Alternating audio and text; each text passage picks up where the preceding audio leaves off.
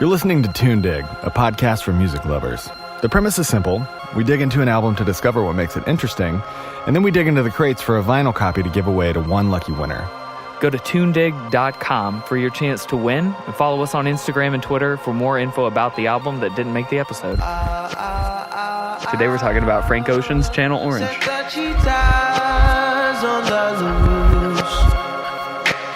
This record is so new and yet already held in such high regard, and the subject matter is so poignant.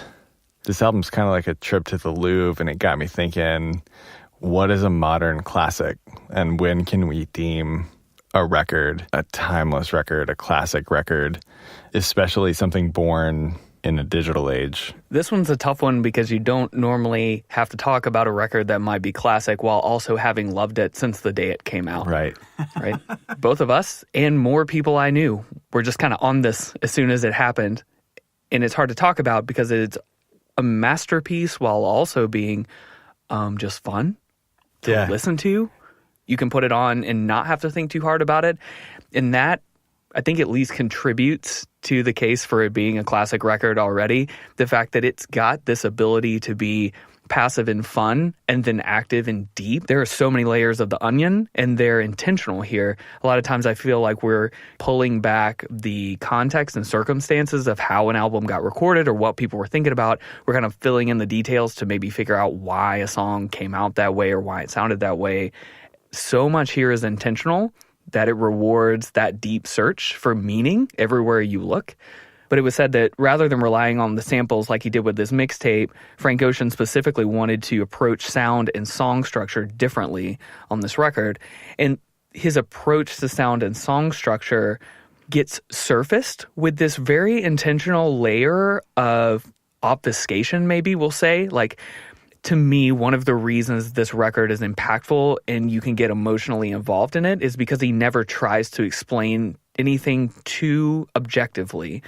Maybe one of the easiest examples, I know we'll come back to this song, in Pyramids, using Cleopatra as an example, but not being historically accurate on purpose. Mm-hmm. He doesn't mind using those tools as long as the story and the idea and the feeling of what he's talking about is coming across. He doesn't care if you have all the facts. If there are details that are missing or contradictions that seem to bother the story, they're there on purpose. So much here is intentional that you can take it at face value instead of writing it off as just like a loose thread that didn't get resolved. We are so far inside the mind of the artist that we're almost like in a first-person POV. Like, that's how personal this album feels. But also, there's so much obfuscation, metaphor, illusion, and he does a lot of playing with structure and convention musically, thematically, lyrically. He just has no regard for trying to simplify to make it a little bit easier to follow. So the whole record takes on this very dreamlike state. He has this quote, he says, "Art is everything we hope life would be." So it's a perfect expression. It's dynamic, and it comes with dynamic experiences. It contains multitudes. So it's very difficult to pin down almost line to line, but that's what makes it beautiful, and I think that's what has made it resonate so deeply with so many people, especially young people. So much here is fluid that we take as specifically objective inside of a story. Age, time, the perspective of the narrator, sexuality, gender, it's totally fluid. It doesn't have to be one or the other. It's specifically non-binary, which we're associating this day and age words like fluid and non-binary with rights, with changes. And yeah, he does make a statement on his sexuality before this record, but I think, well, let's just talk about that for a second, because I think it's a better intro to his storytelling and not necessarily a part of the story itself, which is the point. Well, he released a screenshot of a text edit document on his Tumblr. I mean, 2012, the AI bot. Yeah, in like a monospaced font, in like an image that's too small to read like it is. So you got to figure out how to blow it up and read it. That's a work of art unto itself. I can't wait until somebody does a meta-modern art installation at a gallery on like what it was like to have a Tumblr in 2012. And this is just in a small frame by itself, like the Mona Lisa. It's like the pinnacle of Tumblr art. I can see it now. A Kanye tweet that screenshots Frank Ocean's Tumblr post And cocktails are $47 at the bar. Yeah, your grandpa was alive during this exciting time. He wishes he hadn't been. But yeah, he posts this before the album comes out. And even in doing so, I mean, you can go read his letter yourself. We don't need to talk too much about it. But in doing so, he tells a story of his first love, way more so than he makes a statement about himself or even takes a stance. And that event coming right before his album is a great example of what he does over and over again here, where he chooses to kind of invalidate something's meaning so that you can get more of the emotion of what he's talking about. So by basically neutralizing the sexuality conversation, because he knows an album's about to come out where he talks about love stories that have both male and female characters in them that are, you know, the person that he loves as the narrator, but the narrator is also not objective and consistent throughout the songs. So he's already playing with this idea, and he seems to know people are going to try to take that at face value and say something about his sexuality. And so by choosing to say something basically vague about it to start with, he neutralizes that as the topic or the meaning of this piece of art that he's about to put out, and gives you the space to just accept the love songs as they come and not have to think about which gender or genders are being represented or not here, and is it fair, and is it correct, and is it accurate, and what time frame from Frank Ocean's life does this come from, and if they're all from the same time, does it mean something specific about his sexuality? So much of the brilliance here is him translating the feeling of a story more so, again, than the facts of a story or even the story itself. There's so much here because he hides meaning and references galore in the songs themselves. But really, even if you don't know about any of them, you still get the most important parts of the record no matter what. Feeling is the operative word. I mean, you nailed it. But the longer I sit with that and the deeper I go into investigating these records, the more it's like, maybe that's right. I mean, it's a skill. It truly is a gift to be able to distill just pure feeling, to excise everything else from around it, to where people have no choice but to focus on the feeling and to identify with it and to find the commonalities in it, rather than saying, well, this part of it applies to me and this part doesn't. Like, that's stupid. This is where Frank really transcends, and this is where Frank becomes a muse for humanity. And he said as much in interviews. He said, just take what I give you. You ain't got to pry beyond that. I'm giving you what you can feel. The really beautiful quote was, there's so much something in life, don't get caught up in the nothing. There's no nothing in Channel Orange. It's all something. Well, and when we say that this record rewards research, it starts immediately, whereas the interludes are maybe sometimes spacers or something fun or just kind of there to tweak the mood a little bit. You don't have to pay attention to the interludes if you don't want, but they're deep. He's telling you something specific. The whole concept that he's wrapped up here is a critical part of being able to kind of unfurl the album itself.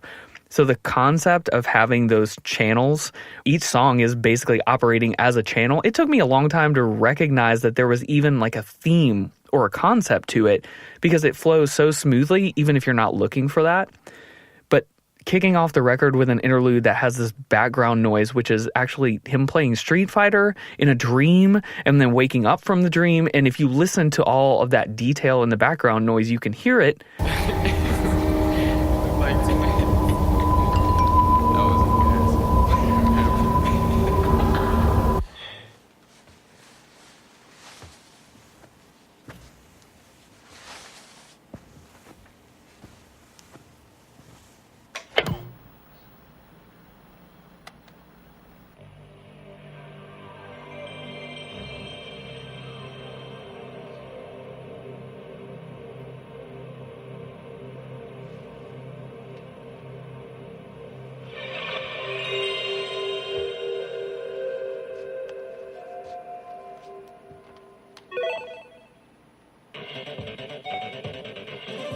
There's so much in each song that has to be unpacked by itself, that the concept of just going through channels so that you can just see moments, contexts, circumstances, whatever, and then he delivers this dense ball of a moment to you in one song, and then you go on to something very different on purpose.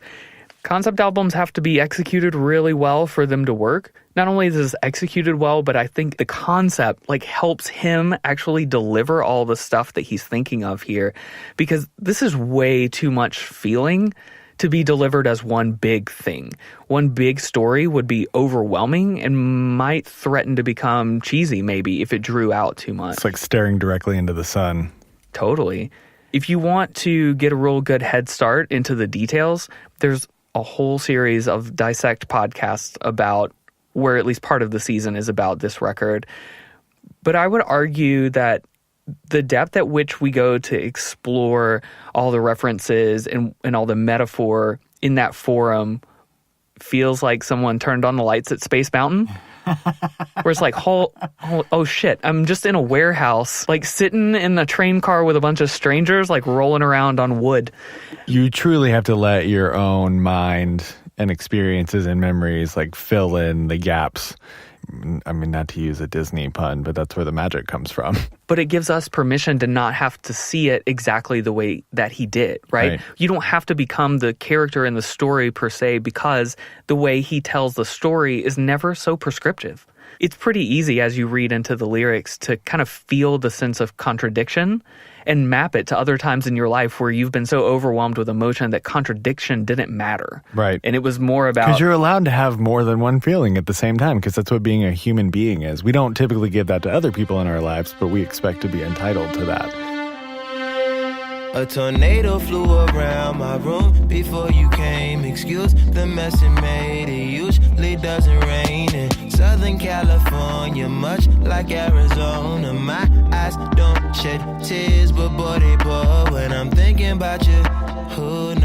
The first descriptor that I ever remember using for this record, because I'd just gotten the 2 DVDs at a time Netflix account, was Channel Orange makes me feel like I'm watching Criterion films, where I don't know exactly what's going on, but the mood is so clear to me. I can't describe it in words, but I don't need to. Just point to this thing. I don't want to do disservice with explanation. But the interludes are great because they sound specifically like clips from films, but it's we aren't privy to actually seeing what's happening, and it allows you to put yourself in that scene. Who hasn't had one of those experiences where you're sitting in a car with somebody having a tough conversation and it feels like the car is going to explode with all of the unsaid things between the two of you? He puts you inside those little bottle episode moments really, really beautifully, and then it's just pew, we're off to the next thing. Clearly he knows that he's trying to create that layer that we're talking about, because Channel Orange itself, orange is a reference to the neurological phenomenon of grapheme color synesthesia. And orange is the color that he claimed to have perceived during the summer that he first fell in love. Do you, or do you not think so far ahead? 'Cause I've been thinking about forever.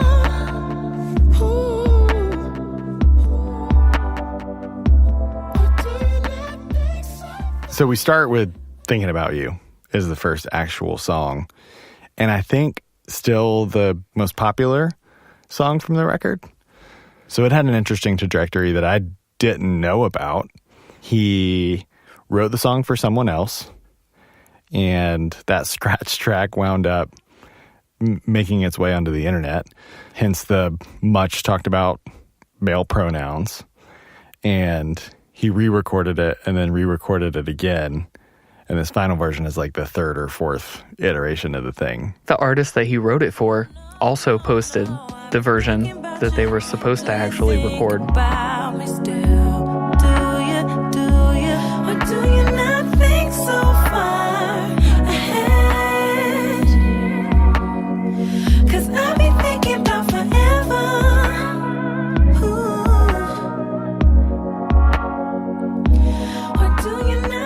When I started noticing little details that seem really hard to pull off, it was a bit hard for me to process until I got a little bit more background on Frank Ocean himself. He's been a pretty key songwriter for years, and I had no clue. So it makes sense that he's not only been honing his own artistry, but he's also been a great songwriter of huge artists. I mean, being